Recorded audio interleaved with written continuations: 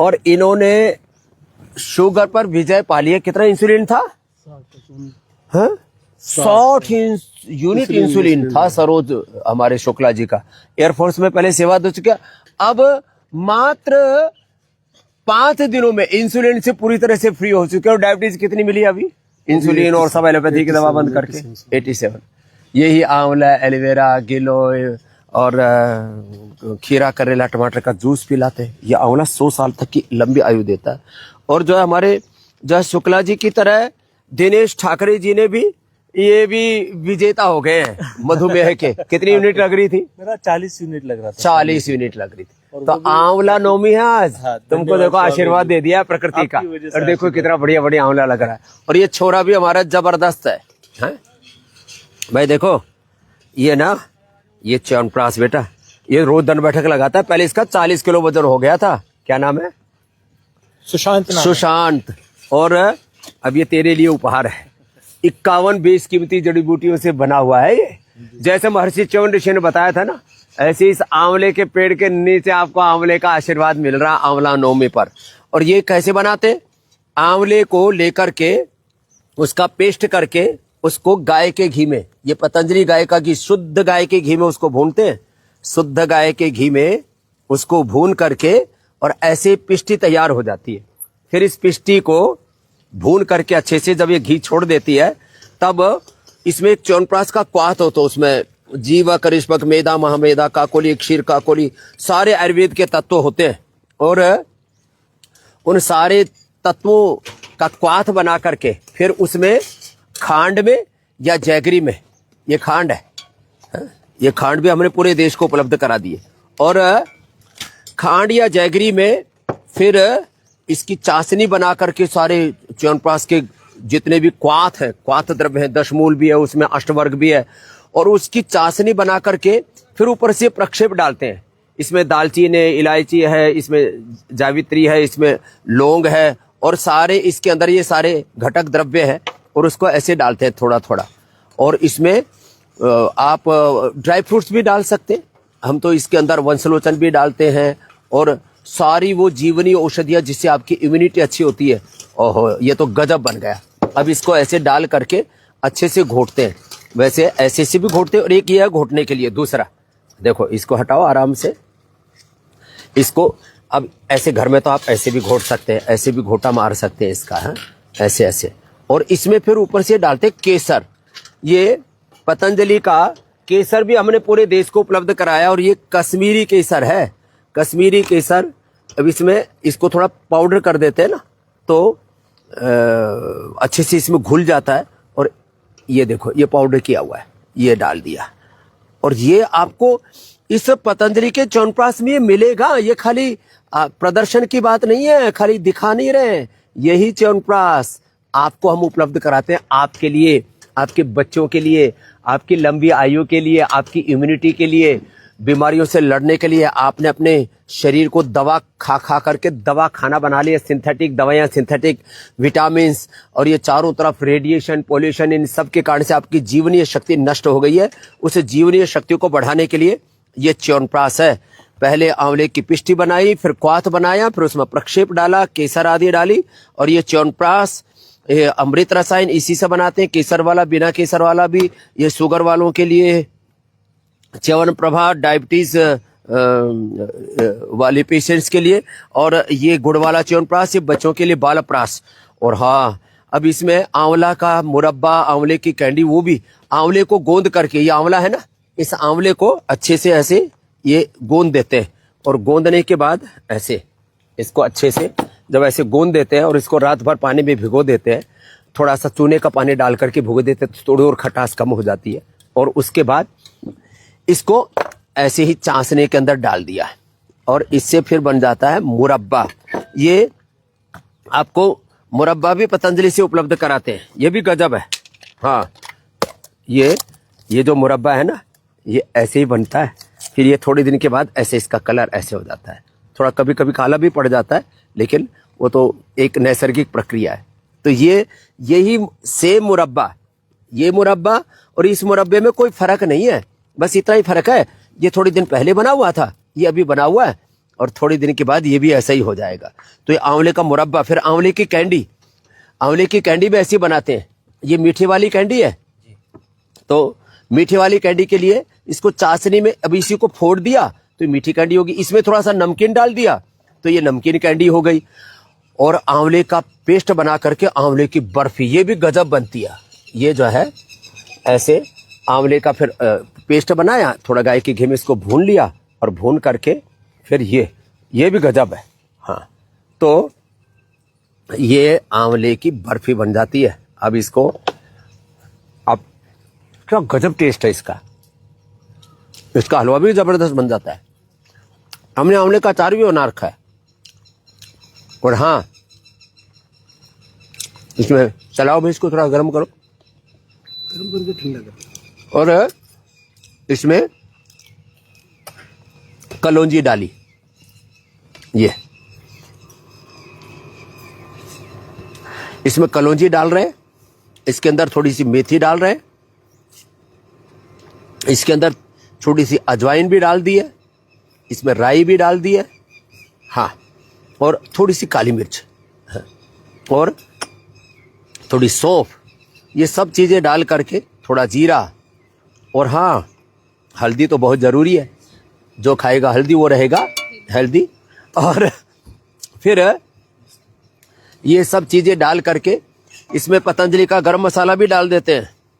हाँ, पतंजलि के मसालों की भी पूरी एक रेंज है। इसमें थोड़ा धनिया भी डाल दिया और ये सब चीजें डाल करके और अच्छे से पक जाता है। फिर इसमें आंवला डाल देते हैं, गजब का बनता है ये आंवले का अचार। तो इतने आंवले के उपहार सबको उपलब्ध करा दिए हैं। और ये हमारे शुक्ला जी और ठाकरे जी सोच रहे होंगे, बाबूजी अब तो हम भी डायबिटीज फ्री हो गए, तो हमें भी कुछ खिलाओ। हैं, लो तुम भी खाओ। और ये सुशांत, लो। और हाँ, तो अच्छे से पकने के बाद ये डाल दिए इसमें आंवला, और इसका ये अचार। आप घर में मीठा अचार भी बना सकते हैं गुड़ के साथ, मीठी सब्जी भी बन जाती है इसकी। तो आंवला नवमी पर प्रकृति से, संस्कृति से जुड़ने का संकल्प लें। और ये जो है ना, ये तेल, ये इसमें फफूंदी आदि भी नहीं लगने देता, कोई प्रिजर्वेटिव डालने की जरूरत नहीं। तो ये आंवले का हेल्दी अचार भी हमने पूरे देश को उपलब्ध करवाया हुआ है, ये आंवले का अचार। और ये आंवले का अचार अभी तो मैंने फ्रेश बनाया, बनने के बाद देखो ये ऐसे हो जाएगा। ये आंवले का अचार ना गजब है, इसका टेस्ट भी गजब होता है। और अब लोग अचार में क्या खाते हैं ज्यादातर? आम का अचार। अब ये देखो, एक पीस आया है, जुबान पे जाते ही माने अपने आप ही सारे रस स्रवित होने लगते हैं। सरेवा, भूख लगी डालते ही। अब इधर इसकी चटनी देखो, ये आंवला लिया, इस आंवले के पीस कर ली, घुटनी निकाल दी, इसमें थोड़ा हरी मिर्च, थोड़ी सी अदरक है, कोई लहसुन प्याज भी खाता हो तो वो डाल सकता है, धनिया, ये सब डाल करके अब इसकी चटनी बना रही है। बनाओ बिटिया। और इसी को पानी में डाल दिया और पानी में डाल करके इसको घुमा दिया तो इसका रस बन जाता है, गजब का रस बनता है। फ्रेश जूस पियो आंवले का। तो आंवला, एलोवेरा, गिलोय, गोधन, अर्क और हनी के साथ हम पिलाते हैं ना, उसका गजब टेस्ट आता है। आप आंवले का ये जो है ऐसे इसको आप आंवले का जो है ना, इसको थोड़ा सेक करके, थोड़ा इसमें वो डाल करके, सेंधा नमक डाल करके ऐसे भी खा सकते हैं आप। और ये आंवले का जो फ्रेश जूस है ना, ये भी गजब होता है, इसको पीने में अच्छा लगता है। पी के देखो। हाँ, तुम खाली बनाओ मत, पियो भी। रोज पीते हैं। हाँ, रोज पीते हैं। और आंवले को ऐसे हंडिया में उबाल लो, ये देखो, ये हंडिया में उबाल रहे हैं। और फिर इसका आप जो है च्यवनप्राश बनाओ इसकी मीठी चटनी बनाओ, इसका अचार बनाओ, जो भी आपको बनाना है बनाते जाओ। तो ये हंडिया, ये हमारी प्राचीन भारत की जो संस्कृति है, तो मूल प्रकृति, मूल संस्कृति से जोड़ने का काम किया हमने।